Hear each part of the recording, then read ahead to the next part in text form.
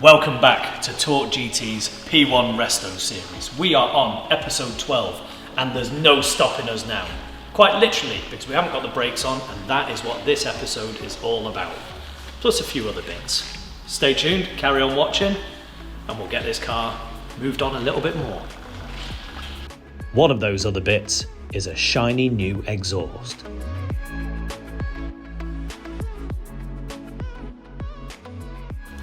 So Fujitsu have very kindly supplied us with this lovely full stainless exhaust system. That goes from the cat back all the way to the back box in one piece. A couple of benefits to this. It's one piece, which means that there's less joints. There's less places for it to blow. The other, less weight because there's less joints. Finally, look at it. It's just shiny and awesome, and you know that it's going to allow that flat 4 burble to be really loud and annoying for your neighbours. Which is what owning a Subaru is all about, really, isn't it? Let's get it on.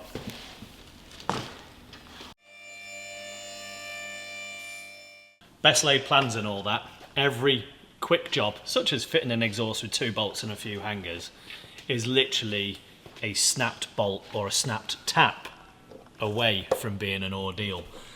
We're just chasing out the threads and the M6 tap has gone nope and snapped off in the thread. So while Spence internalises his anger and swears, I'm just going to stand here and back away from him. Let's let him just like deal with that snap tap. Yeah, rather him than me.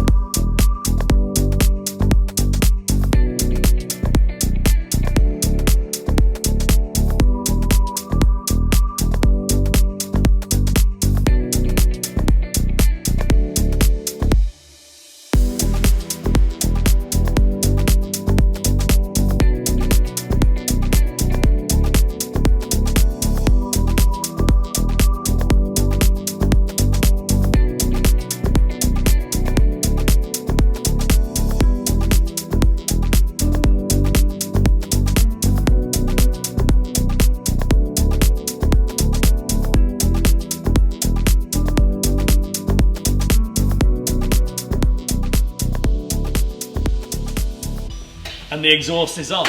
Not gonna lie, that was a piece of piss.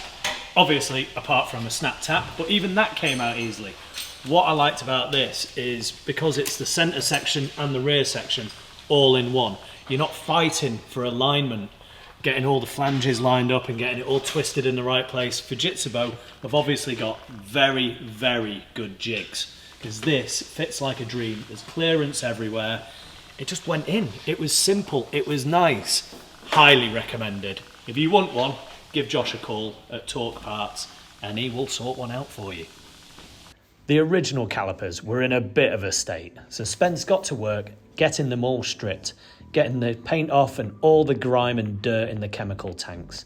Then he had to get out all the old pistons, because we've got new pistons, new seals, and then the paint shop did their magic, replicating that lovely grey paint with the ProDrive logo so that we can get them looking brand spanking new. While Spence was busy with the calipers, I got to work replicating the front brake pipes. These are complex with many bends, many shapes, many turns.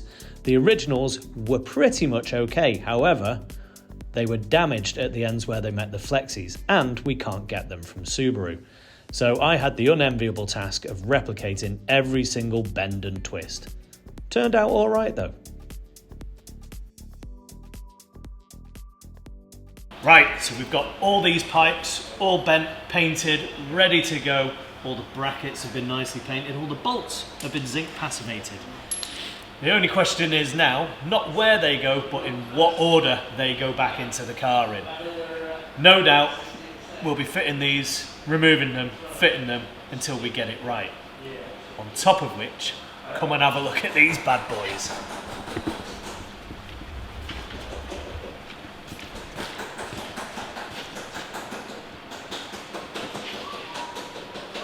These are looking rather spanking. So they'll be going together, but not just yet, because rather than outsourcing the zinking, we have bought a zinc plating kit. So over here, come on, follow me, come on. We're not frying chips. All the bolts and clips for the Alcon brakes. We're gonna give it a go, zinc passivating our own bolts. So stand by for those results. Hopefully we won't electrocute ourselves. Do the zinc plating. Breaking Bad Torque GT edition. It's going to get very methy in here. That's why we're doing it outside. Here we've got all of these instructions for the plating system, and it's lots and lots of do's and don'ts and what not to do with acids and this, that, the other. Hence why I do not like. I should be an extra in Breaking Bad. There's a lot to read here. Obviously, I haven't read it, but Spence has. So I'm just going to leave him to direct me. Hopefully there won't be too many chemical burns. But you know, if you don't get burned, you haven't really lived, have you? So without further ado, let's zinc plate some bolts. You know, you do things for the effect. So I snapped this glove, didn't I? Thinking, yeah, that looks cool, because that's what you see doctors doing before they shove a fist up somebody's backside. But anyway, look at that! That's a proper welt. I'm going to have to explain that to my missus when I get home. As you can see, all care was taken to recreate perfect lab conditions. Ammonium chloride. Ammonium chloride and zinc. Goggles on.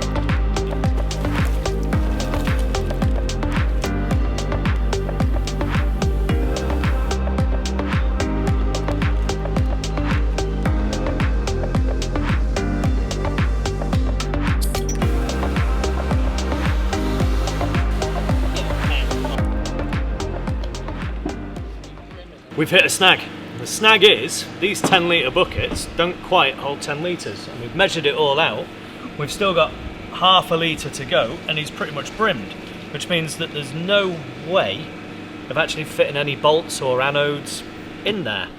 So what we're going to do is we're going to get a bigger receptacle, clean it all out, transfer all this to it, and then we can go again. But if you are going to buy one of these kits, just get a 15 litre bucket and mix it in that, because this 10 litre bucket is literally exactly on 10 litres, which leaves you no room for the mix. And we have read the instructions, we've double checked them and triple checked them. We've done everything right.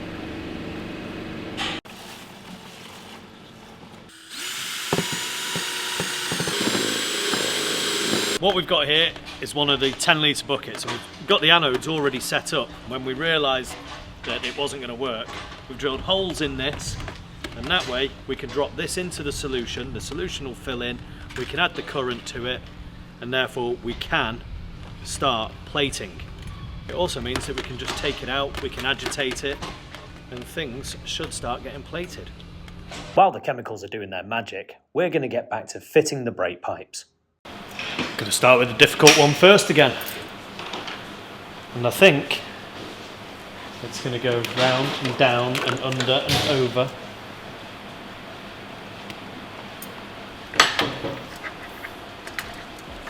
Piece of cake, bro. Yeah, see, I think it goes up. Hindsight's a wonderful thing, and in hindsight, I'd have loved to have put these brake pipes in without the engine in the way. But we just wanted to fill the hole and make the car look more complete. Who can blame us? It looks awesome.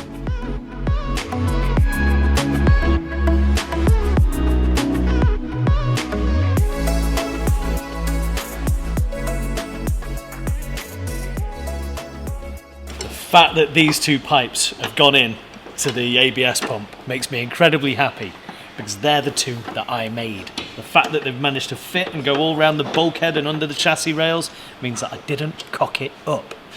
But there's still plenty of time.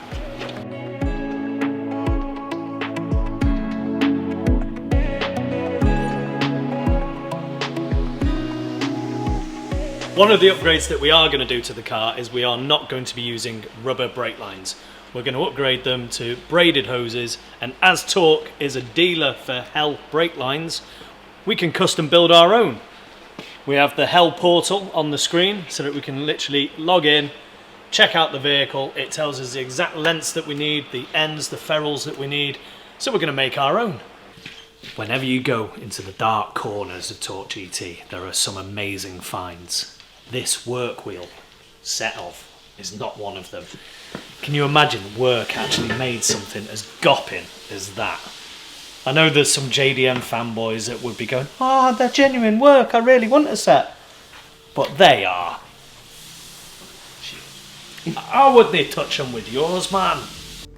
Apologies to those with these work wheels. I don't have any work wheels, so you are one up on me, even if they are gopping.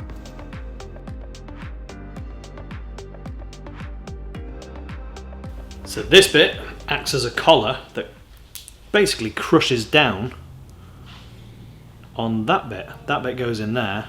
Obviously we put that bit on first, and as it goes in, crushes it all together, creating a brake fluid tight seal.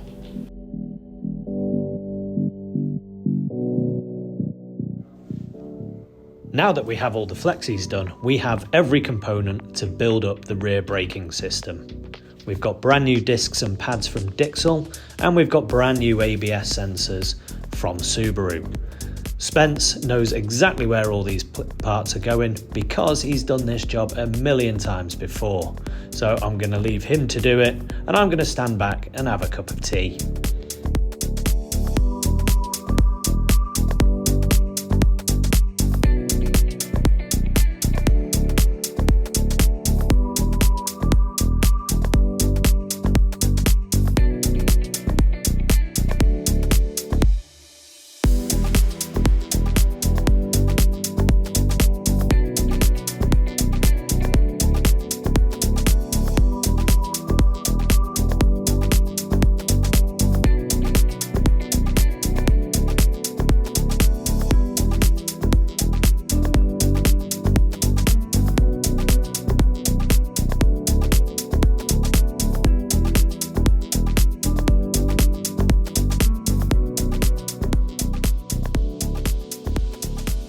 Fitting the brake pipes across the bulkhead allows us to complete more of the engine bay ancillary fittings, such as the wiper motor, the air conditioning components, wiring looms, engine mounts, pipes, hoses, everything. We can start getting more and more of this car complete.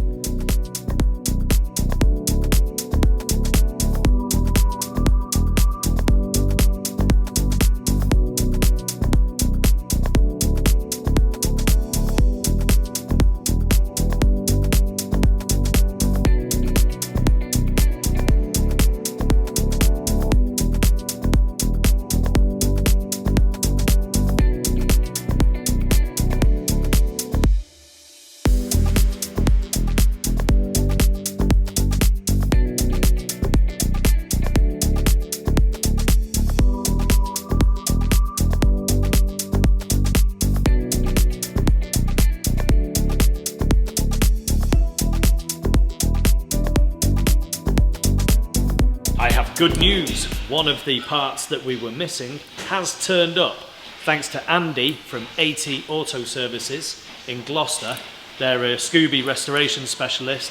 He saw the videos, he thought, I've got one of those on the shelf, and he sent us this. So Andy, thank you very much. You are a lifesaver. There may be some more bits we'll be coming to you for.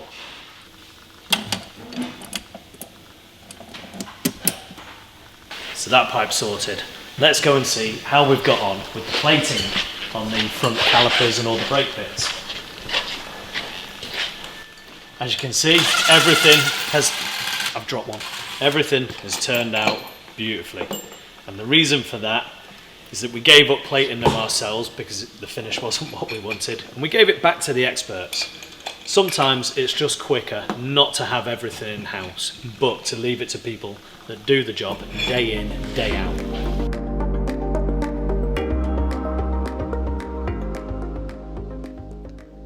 Putting shiny new parts together is always rewarding. The finished product looks amazing, and you're not covered in dirt because you've already done all the dirty, stripped down stuff. These calipers will look fantastic behind those wheels. Spencer's putting in new seals and new pistons. This braking system will be exactly as it should have been when it left the factory.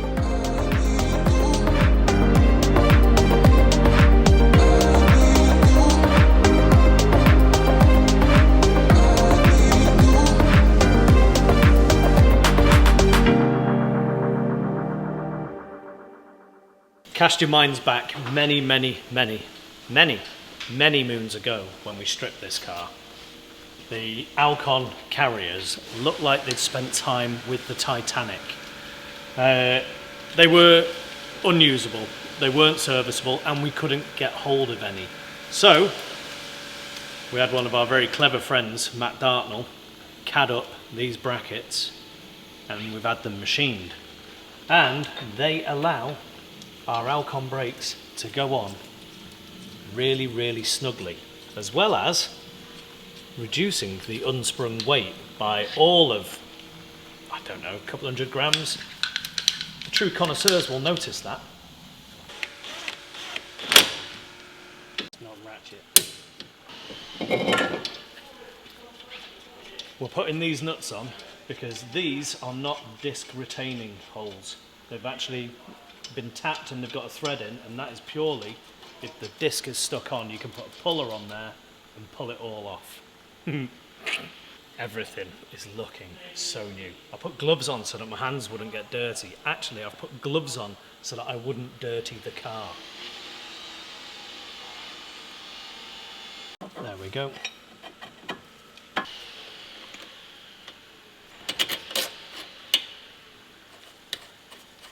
Something we made earlier, our lovely custom built Hell brake hoses. They are now ready to go on. Thank you. Right, back it up. Go up like that.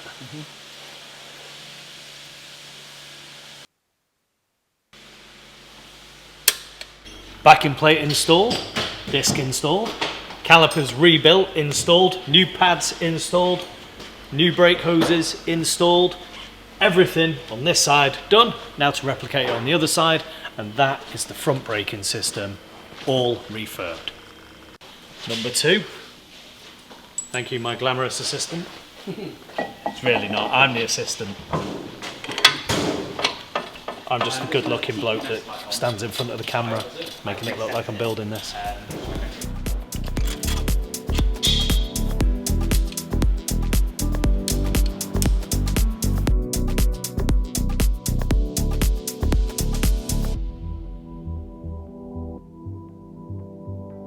Ta-da!